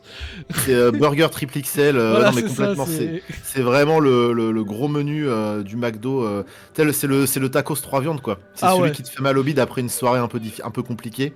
Ah, c'est complètement ça, ouais. Et en fait, dans tes 100 cartes, tu as ce qu'on appelle un commandeur, qui est une créature légendaire. Et en fait, tout ton deck va s'articuler autour de cette créature légendaire. Donc toutes les mécaniques que tu vas mettre en one-off... Ah oui, parce qu'en plus, il faut savoir que du coup, le format commandeur, c'est que des one-off. Là, c'est-à-dire que tu as droit qu'à un seul exemplaire de chaque carte. Ouais. Là où dans les formats 60 cartes ou dans les formats limités... alors, les formats 60 cartes, tu vas être limité à 4 fois le même exemplaire. Donc des carrés. Et les formats limités, je crois que c'est... Il n'y a pas de limite, par contre. Mais par contre, le commandeur, c'est des one-off. Donc, tu dois builder en fonction de ça et en fonction de ton commandant. D'accord. Et donc, bah, en fait, tu vas optimiser au maximum et jouer que des cartes qui synergisent avec ton commandant. Et en termes de ratio, de type, de mode de jeu joué, tu penses que c'est le standard ou le commandant le plus populaire ? Actuellement, je pense que c'est le commandeur parce que c'est un format. À la base, c'est pas un format officiel. Ah c'est ouais un format c'est un format qui avait été inventé par des arbitres Magic en tournoi. En fait, pour s'amuser, tu vois, entre deux games, ou quand ils se faisaient chier le soir, machin, bah voilà, ils avaient inventé donc le format EDH, donc Elder Dragon Highlander, parce qu'à la base, les commandants c'était des dragons qui faisaient partie, bah justement, c'était un cycle de dragons. Alors, je passe les détails, mais c'était des dragons, des créatures légendaires dragons. Et donc ils ont appelé ça le Elder Dragon Highlander. Et donc c'est pas officiel, c'est même pas un format officiel. Ils sortent Wizard édite des decks Commander. Ouais. Mais tu n'as pas de... Alors il faut différencier aussi le 1v1 du Commander multi, mais je pense que c'est ce qui a le plus... En tout cas, ce qui a le plus de succès sur internet en termes de contenu, c'est le Commander multi. Ok. Puis après t'as le Commander aussi 1v1 et t'as le CEDH, donc qui est le compétitif EDH, qui se joue en 1v1. Mais même ça, je crois pas qu'il y ait de tournoi officiel Wizards. C'est-à-dire que tu retrouveras jamais ce format-là en tournoi, en compétitif tournoi. Alors de manière non officielle, si, parce qu'il y a des gens qui organisent des tournois. Bien sûr. Ouais. Mais c'est marrant que du coup leur mode le plus populaire ne soit pas un truc fait officiellement en tournoi. Je trouve ça assez fou au final. Ouais. Bah après, je pense aussi c'est dû au fait que le format donne accès à toutes les cartes. Là où les formats Magic finalement restent limités quoi qu'il arrive, même finalement le format Vintage qui est le format le plus ouvert de Magic en 60 cartes. Il y a quand même des cartes qui... Alors, il y a des cartes qui sont bannes en Commander, mais en fait, le Commander te donne la plus belle liberté de deck building possible. La plus grosse flexibilité, C'est ça, t'as accès à toutes les cartes et tu peux en mettre 100 en one-off. Donc, il peut se passer tout et n'importe quoi. Et c'est un peu ce côté peut-être un peu RNG, un peu incontrôlable, qui fait qu'il n'y ait pas de tournoi officiel, ou en tout cas que Wizard ne considère pas ce format comme un format officiel, qui est pourtant le plus joué. Et en même temps, c'est le plus fun parce que c'est littéralement le tournoi, c'est littéralement le format où tu vas te retrouver avec tes potes, tu vas faire des tables de 4, et puis tu vas te fighter comme ça, et puis ça reste fun quoi. Et en plus, c'est tellement aléatoire. Alors, il y a des niveaux de deck qui existent, hein. C'est pas officiel pareil, mais il y a des niveaux de deck. Donc généralement, tu vas appliquer ce qu'on appelle la règle 0, tu vas te mettre d'accord avec tes adversaires de jouer un deck de tel ou tel niveau. Parce que forcément, un mec qui a toutes les bonnes cartes, et il va rouler sur des mecs qui jouent des decks préconstruits, par exemple. Donc, faut se mettre d'accord avant la game. Et puis, une fois que vous êtes mis d'accord, vous sortez vos decks et puis let's go, quoi. Ouais, donc il y a des espèces de tiers de construction de deck. Exactement. Pour pas, je sais pas, tiers 4 contre tiers 18 ou l'autre, il a... Ouais, ok. Alors, généralement, on note sur 10. Non, je disais au pif. Hein, mais je précisais juste que là, c'est sur 10. Et là, Wizard est... Il y a eu plein, alors on va passer les détails, mais il y a eu plein d'histoires et de dramas liés au ban. Parce que t'as un comité, il lutte un comité qui gérait en fait les bans. T'as quand même quelques cartes qui pouvaient être ban quand elles étaient vraiment trop pétées. Et en fait, malheureusement, ça a dérivé avec des histoires d'harcèlement. parce que les gens sont des grosses merdes et Ah oui, qu'ils putain, ils le sont encore plus quand ils sont derrière Twitter ou un autre réseau social. Et c'est tellement parti en couille ces histoires de ban qu'en fait Wizards a repris les commandes du truc, accompagné des anciens du comité, pour gérer justement ces histoires de ban et ces histoires de niveau de deck. Ouais. Pour avoir un peu plus, justement, pour avoir un peu plus le contrôle sur ce format qui est censé être très libre. Et on verra ce que ça donne. Mais apparemment, ils vont un petit peu plus officialiser le truc. D'accord. Depuis les dramas, il n'y a pas eu de vraies news concrètes, mais j'attends de voir. Oui, puis après, J'attends de voir. c'est ce genre de compagnie aussi qui balance pas des infos. Comment dire, ils sont pas à fond sur la communication, c'est tout d'un coup ou pas du tout. Alors, il y a un protectionnisme autour de ces datas-là, qui Ouais. est un peu normal, parce que en fait, c'est tellement un gros business que tu es un peu obligé de faire gaffe aux Oui, infos que tu oui. balances. Ouais. Après, Wizards sont assez communicants de manière générale. Il y a pas mal, normalement, enfin, une époque, ils prenaient pas mal en compte le retour des communautés. Et il y avait un vrai dialogue. C'est un peu en train de s'effacer ce truc-là, je trouve. Ouais.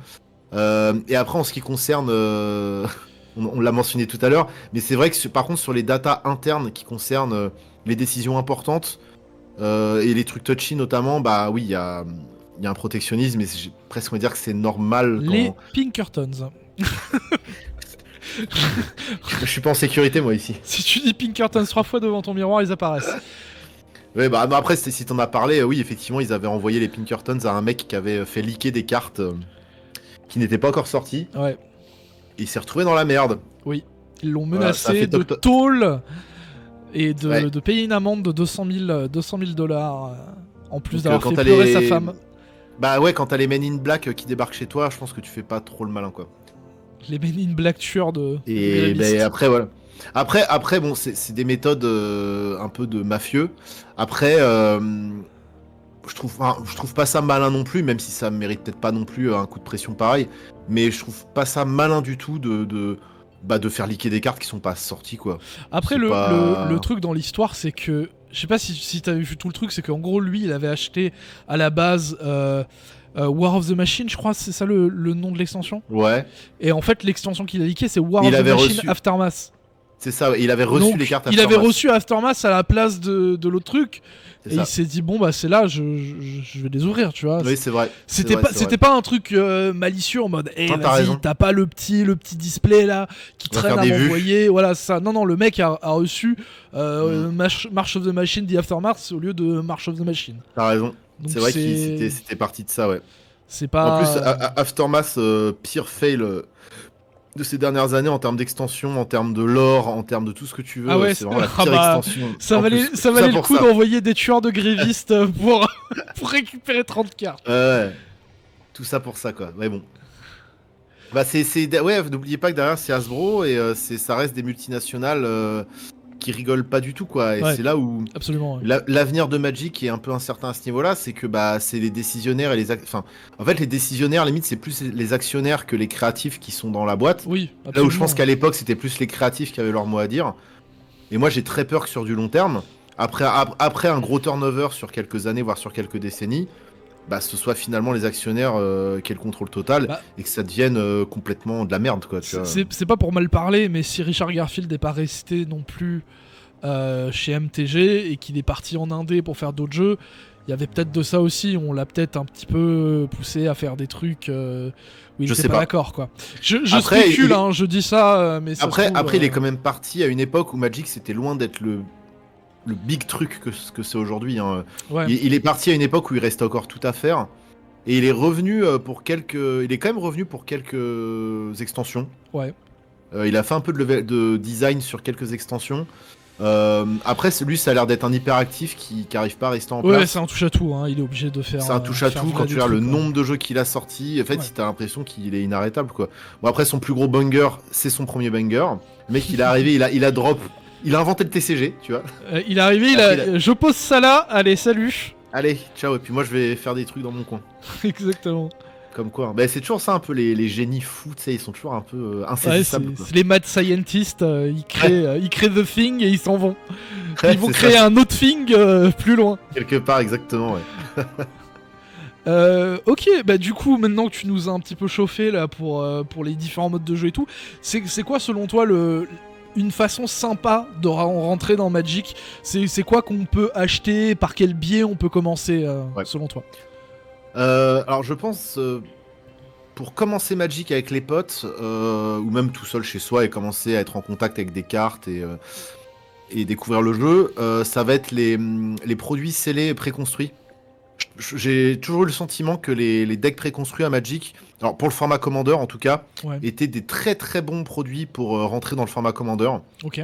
C'est vraiment, enfin, c'est très rare que je tombe sur des decks décevants. Alors il y en a qui sont plus forts que d'autres évidemment, et ça vous le verrez au niveau du prix. Globalement, plus vous achetez cher un deck, plus il y a des cartes fortes à l'intérieur, hein, parce qu'après les prix des decks vont s'indexer sur les cotes des cartes. Et Ouais. généralement quand les cotes sont hautes, c'est que la carte est forte parce qu'elle est très jouée. Enfin très jouée, si elle est chère, c'est qu'elle est très jouée, donc qu'elle est forte. Plutôt dans ce sens-là. Donc ça c'est vraiment pas mal.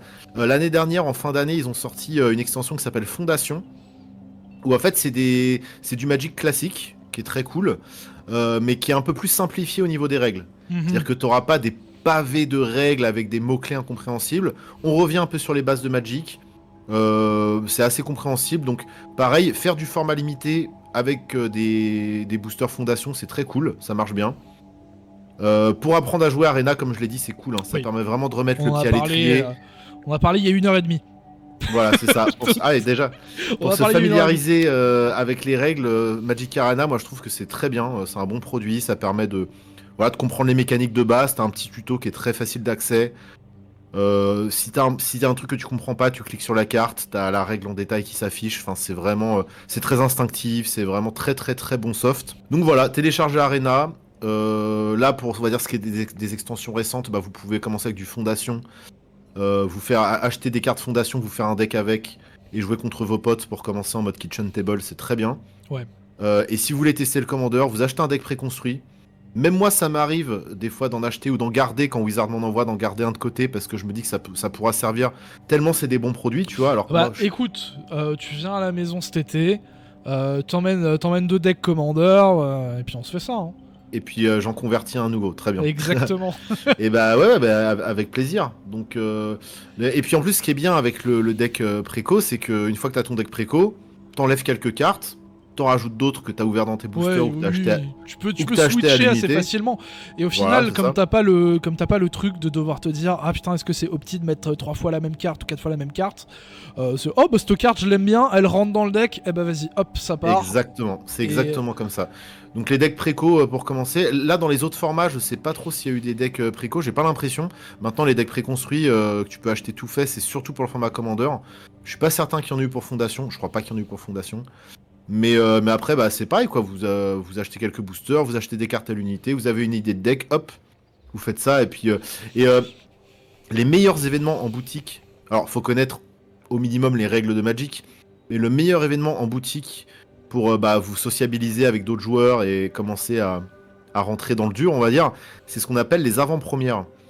Une semaine avant chaque nouvelle extension, les boutiques, donc regardez s'il y a des boutiques autour de chez vous, les boutiques organisent ce qu'on appelle les AP, donc les avant-premières. Donc c'est du format limité. Vous payez 6 boosters et vous faites votre deck avec vos 6 boosters. Vous Ok. ouvrez vos 6 boosters et vous fabriquez un deck. Alors les terrains sont... parce qu'en fait les terrains c'est les ressources à Magic. C'est ce qui permet de créer du mana et donc de lancer vos sorts et de lancer vos créatures.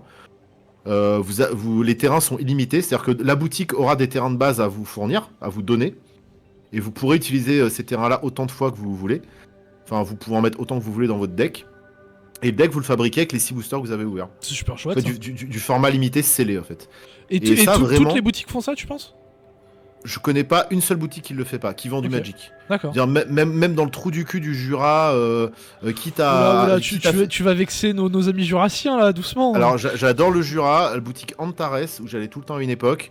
Eh Des ben fois voilà. tu faisais des AP à 8 joueurs, 10 joueurs. Bah il y avait quand même des gens qui venaient, ils organisaient quand même des AP. Eh ben. Et let's go quoi. Et en fait c'est trop bien parce que t'as un peu toutes les catégories de joueurs, t'as un peu tous les niveaux. Tout le monde découvre l'extension. Ouais. Donc tu découvres les nouvelles cartes pour la première fois, donc c'est un peu agréable de. Bah tu vois, de voir un peu les mécaniques, comment elles fonctionnent, etc. Mais De se familiariser tu avec vois, les nouvelles cartes. moi, ça m'a donné envie. Perso, là, j'ai envie d'aller faire la prochaine. C'est bon, tu peux y aller, tu peux filer, merci Maxwell. Ah mais je vais finir par bosser au marketing chez Non, Wizard. franchement, ce concept d'aller découvrir une extension avec des gens, Ouais. putain, je le trouve excellent en fait. Ah ouais, mais c'est vraiment cool. Je Et trouve moi ça j'ai toujours super. passé des très bons moments en AP. Alors, on va faire un petit, quand même un petit point là-dessus, mais il peut arriver parfois que dans certaines boutiques, parce que il y a un peu le côté mal gaze, tu vois, de Magic, des joueurs de jeux de rôle, des joueurs de Warhammer, où c'est du bon gros juteux, Ouais. incélisant, tu vois. Qui connaissent pas le déodorant.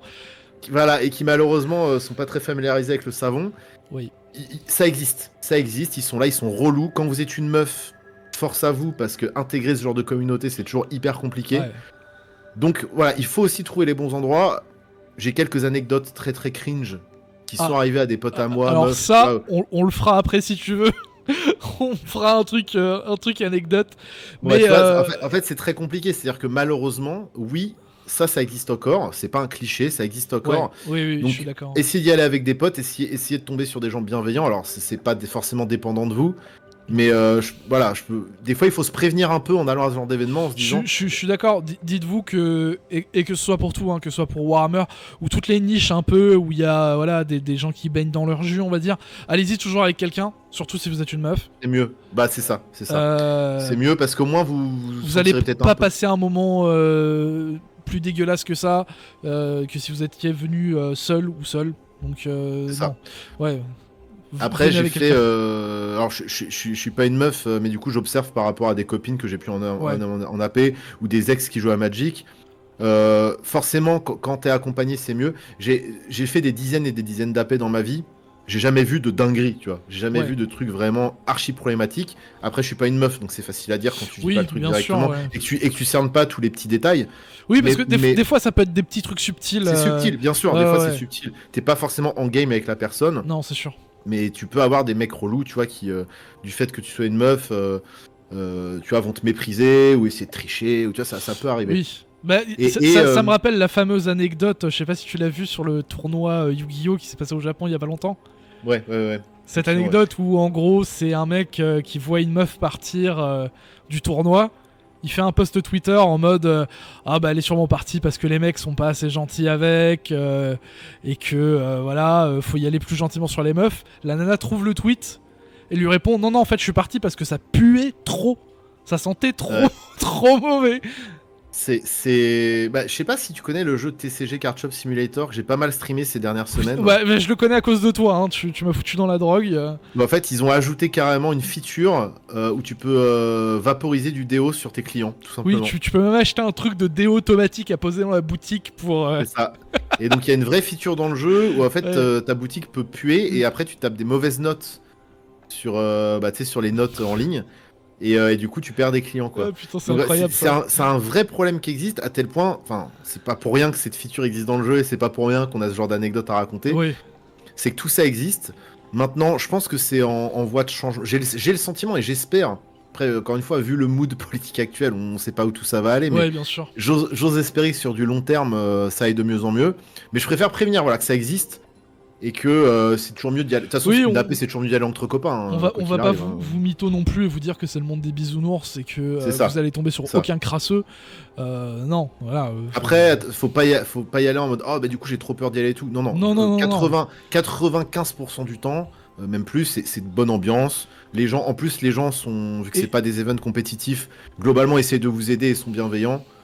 Attention, ça reste quand même des très très très bonnes expériences, même si vous avez une meuf. Voilà, mais vous allez tomber sur un Gollum qui se lave pas et vous allez tomber sur 10 mecs ou 10 nanas bienveillants derrière. Et ça. Faut doser aussi le propos qu'on met en place là. Et non, vous allez pas avoir non plus une expérience à vomir, quoi. Moi, franchement, je vous invite à tester une AP, vous y allez avec quelques potes. Oui, même il suffit d'un pote matrixé comme vous par Magic et go, quoi. Ouais, carrément. Et il y a... Alors moi je sais que par exemple pour Warhammer il y a des festivals. Est-ce qu'on a un événement ou un festival en France autour de Magic qui soit pas forcément un truc compétitif? Je parle plus d'un truc où tu peux venir jouer avec des gens, échanger ou carrément. Je vais vous suggérer le Relic Fest. Malheureusement j'ai pas pu y aller cette année parce que j'étais aux Utopiales. Donc 2 beaux events un peu geekos en même temps, dont un qui était dans ma ville, puis en plus aux Utopiales cette année j'avais des trucs à faire, donc j'étais un peu condamné à finalement aller aux Utopiales, même si c'était très bien. Ouais. Mais du coup, j'ai loupé le Relic Fest, qui est un excellent événement dans le sud de la France, qui réunit des joueurs de Commander avec des très beaux lots à la clé. Ok. Et apparemment, je l'ai jamais fait, donc je peux pas juger du truc, mais 100% des gens qui m'ont fait un retour sur le Relic Fest, c'est que c'était génial. Ok. Donc je vous invite à faire le Relic Fest si jamais vous avez la Et bah, motive. de toute façon, je vous mettrai ça dans la description. Et après, oui, il y a des conventions Magic qui existent. Alors c'est un peu plus rare. Enfin, c'est un peu plus rare. Je connais pas le. Je vais comparer ça aux festoches de métal. Vas-y. C'est beaucoup plus rare que les festoches de métal. Après, il y a la Magic Con, donc l'événement officiel Magic. Je crois que t'en as à Las Vegas. Je suis pas très calé sur les events Magic parce que malheureusement, j'ai pas trop le temps d'y Oui, t'as pas le participer. temps d'y aller, ouais. Mais puis après, bah, t'as les gros tournois Magic, notamment bah, les Pro Tours, hein, qui là Oui. va réunir tous les meilleurs joueurs. Mais après, toi, tu peux y aller en tant que public. Et donc, t'as des réunions, t'as des événements de joueurs et de joueuses. Mais en tout cas, en France, je les connais pas trop. Après, de toute façon, si vous voulez aller dans un événement en général qui rassemble des jeux, il y aura du Magic. Par exemple, moi je sais que même le festival du jeu de rôle de Kaisersberg, qui est un truc pas super loin de chez moi, je sais qu'ils font du Magic, alors que c'est le festival du jeu de rôle. Donc renseignez-vous un petit peu, normalement il y a plus ou moins toujours un festival chaque mois, quelque part en France, sur les jeux de plateau en général, que ce soit jeux de rôle, jeux de société, jeux de cartes. Renseignez-vous, il y a moyen qu'il y ait du Magic là-bas, pour éventuellement essayer sans acheter quoi que ce soit. C'est ça. Faut toujours un petit peu creuser, même pour ce qui est des événements en boutique, comme je disais tout à l'heure. Tu vois, moi j'habite à Nantes, Nantes qui est quand même plutôt une grosse ville. Oui. Des fois, faut aller creuser les groupes Facebook et tout pour trouver les events parce que c'est pas forcément hyper bien. L'information circule pas très bien, je trouve, autour de ça, même sur internet. Donc, à la limite, ce qu'il faut faire, c'est vous regardez les boutiques un peu geek autour de chez vous, même les boutiques de jeux vidéo. Parce que nous, à Nantes, on a un Game Cache qui est en fait ancien Trock and Troll, mais qui fait du Magic aussi, alors que c'est un Game Cache, tu vois. Ouais. Et donc, il faut choper toutes les boutiques geeks, soit jeux vidéo, jeux de société, peu importe, jeux de cartes ou quoi. Et vous chopez les Facebook ou les Insta. Ouais, complètement. En fait, vous les followez sur les réseaux. Il y a peut-être des groupes. Moi, par exemple, j'habite un trou vraiment perdu en Alsace. C'est-à-dire que je suis plus proche de la frontière allemande que de quoi que ce soit comme grande ville. Et dans le village d'à côté, il y a une association qui fait du Blood Bowl. Alors, Blood Bowl, c'est ultra niche, hein. Bah ouais. C'est vraiment niche dans la niche de Warhammer. Donc ça se trouve, il y a déjà une asso près de chez vous, même si vous habitez dans un trou paumé, qui peut éventuellement vous faire jouer à Magic gratuitement, vous ramener un petit truc à boire, un paquet de chips, voilà, pour participer à la soirée. Mais il y a sûrement moyen de regarder, quoi. Faut toujours checker, et même si des fois c'est un peu underground, bah faut toujours creuser. Et à une époque, alors je sais pas si c'est encore le cas, mais Wizard proposait des decks gratuits en boutique. Ah ouais. Ouais, et où tu demandais aux vendeurs est-ce que vous avez des decks Magic gratuits. Et donc t'avais un deck par couleur, et ils te le filaient, et c'était gratos. Et tu pouvais comme ça commencer à jouer. Et même pas besoin de sliver pour le coup, parce que c'est des cartes à 2 centimes, tu vois. Forcément, t'avais pas des gros bangers dedans. Et tu pouvais commencer à jouer comme ça, directement. Alors je crois que c'était des decks de 40 cartes construits, tu vois, c'était pas du 60 cartes. Mais au moins ça permettait d'apprendre les mécaniques. C'est super chouette, ça. Et de te familiariser avec le jeu. Faudrait voir si ça existe encore, quoi. Ouais, bah je sais pas si ça existe encore, mais après faut demander, voilà, faut pas hésiter à... Ouais, carrément. Faut pas faire trop d'anxiété sociale, mais après faut aller discuter avec les gens, quoi. Mais en général, les gens qui sont dans des hobbies de niche sont plutôt sympas pour accueillir des nouveaux joueurs et des nouvelles joueuses. En général, c'est quelque chose de commun d'avoir quelqu'un de friendly avec qui vous pourrez parler pour essayer. Ils veulent vous vendre des produits de toute façon. Donc vous inquiétez pas qu'ils vont être de toute façon, c'est tous des représentants Wizard of the Coast, exactement comme Maxwell ici présent, qui est un représentant Wizard of the Coast. Officiel. Donc, voilà. Il y aura toujours quelqu'un pour vous aiguiller en tout cas. Il y aura toujours un... Mais tu sais que premier degré, je me suis beaucoup de fois posé la question de me reconvertir dans ces milieux-là. Hein. Ah ouais, carrément. Mais en fait, le truc, c'est que faire du contenu, c'est très cool, c'est un métier passionnant et tout, mais même si vu que t'es tout seul, des fois, c'est très épuisant. Ouais. Mais des fois, je me dis, bah vas-y, peut-être qu'un jour, tu vois, je vais faire un 180 degrés, puis partir vers autre chose. Et je me suis déjà tâté, tu sais, à bosser en boutique, ou pourquoi pas faire de l'achat-revente, tu vois, vraiment mettre rentrer dans le business du TCG, quoi. Et pourquoi pas te lancer principalement sur ta chaîne Magic. Alors le problème de la chaîne Magic, c'est que déjà elle est toute petite en termes d'audience. Oui. Et tu vois, pour revenir sur la musique, parce qu'à la base c'est mon activité principale, de parler de musique, j'ai mis presque 10 ans, tu vois, allez on va dire 8 ans, pour pouvoir commencer à me dégager un tout petit salaire. Ouais. Tu vois. Alors aujourd'hui, les outils sont pas les mêmes parce que moi, quand j'ai commencé YouTube, c'était vraiment les tout débuts. Hein. Moi, Oui, j'étais un dinosaure. T'avais pas Patreon, Tipeee ou quoi que ce soit. La monétisation n'existait même pas sur YouTube, t'imagines? Ouais. Et les OPSP, ça n'existait pas, la monétisation n'existait pas. Le financement participatif, c'était balbutiant, tu vois, mais je suis même pas sûr que ça existait déjà dans la forme qu'on connaît aujourd'hui. Ouais. Donc, c'est vrai qu'aujourd'hui, c'est plus facile si tu t'y mets à fond, entre guillemets plus facile, parce que c'est aussi plus concurrentiel vu qu'il y a de plus en plus de monde. Oui, carrément, ouais. Donc, c'est vrai que de repartir de zéro et me dire, vas-y, je vais me mettre à fond dans Magic. Et... Je vais prendre un exemple, par exemple, ValetPL, qui sont deux créateurs de contenu TCG que j'adore.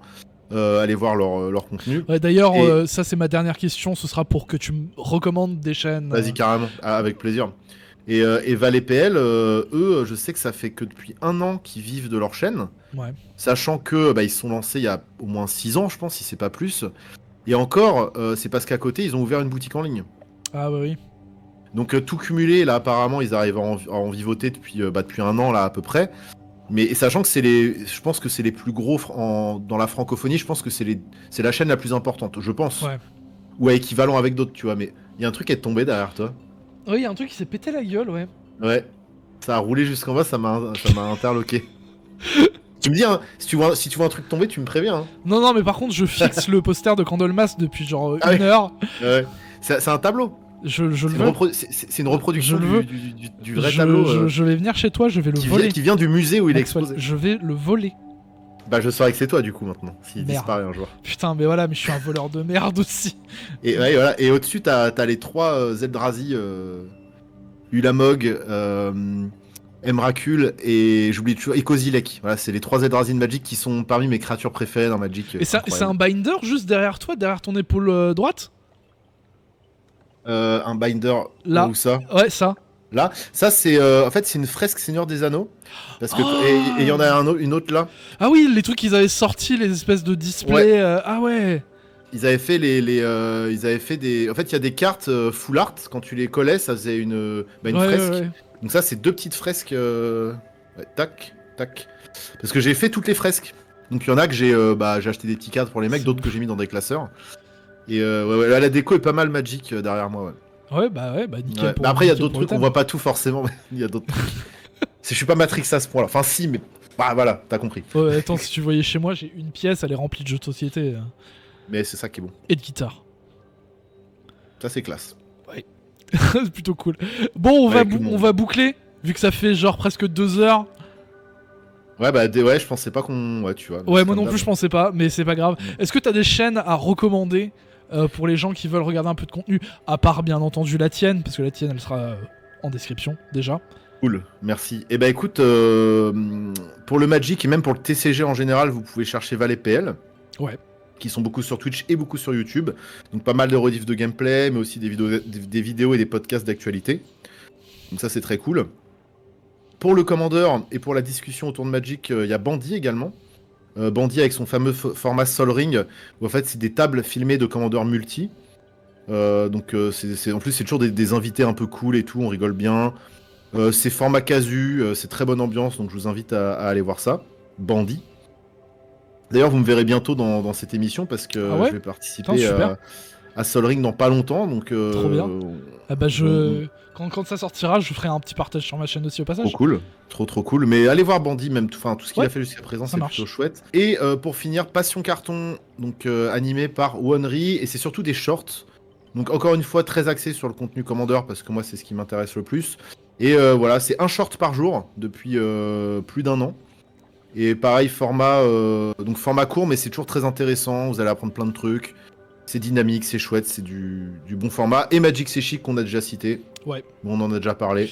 Donc voilà à peu près. Après, désolé s'il y en a que j'oublie, mais je suis au moins une 15aine de chaînes francophones sur Magic. S'il y en a que t'oublies et que tu veux me redonner après, n'hésitez pas à regarder la description. Je les rajouterai au fur et à mesure de la mémoire de Maxwell qui revient. Je les rajouterai au fur et à mesure. Je vais en conseiller un dernier, tout dernier là tout de suite parce que c'est important. C'est Terrain Basique. Alors pour le coup, c'est québécois, mais c'est en français, donc vous pourrez comprendre sans souci. Ouais. Et malheureusement, je trouve que ça fait pas assez de vues par rapport au contenu qu'ils produisent. Alors c'est du format podcast discussion très simple, mais je trouve qu'ils parlent de Magic de manière très accurate. C'est vraiment des gros passionnés. C'est très agréable à écouter, c'est très bonne ambiance. Ça, c'est pas très connu, j'ai l'impression. Donc, terrain basique à aller checker également. Ok, bah super. Et bah je pense qu'on peut boucler. J'espère que vous avez bien envie de jouer à Magic. Donc J'espère aussi. bah tout en description. Hein. Et surtout les Nantais, parce que nous, souvent, on manque de joueurs et Bah joueuses. Enfin, en tout cas, dans notre cercle de potes. Alors parce du qu'on coup, n'a l'adresse pas- de Maxwell, c'est le... Non, bien entendu. Le 161 boulevard Rubidon, Voilà. à Vertou, À Bouzermans-Chireux. Voilà. à Saint-Marc-la-Jaille. Attends, on va faire un concours là si ça continue. Bon, en tout cas, merci beaucoup, Maxwell. Ça me fait super plaisir de t'avoir avec moi. Bah, c'est adorable, merci pour l'invitation. J'adore parler de Magic, donc Et c'est ben, cool. je sais. C'est pour ça que j'ai tout de suite pensé à toi quand j'ai Et pensé à puis, ce format vu que d'émission. j'avais déjà un peu checké ton contenu, je savais que t'étais un gars plutôt cool, en tout cas de ce que j'en ai vu. Donc, bah, merci à toi. Non, mais c'était dès un que la plaisir. caméra se coupe, je t'insulte ta grand-mère en fait. Ça me va aussi. je suis un connard. Non, bien entendu que non. Allez, je vous fais des gros bisous. Merci d'avoir vu la vidéo. Et on se dit une prochaine. Ciao. Ciao.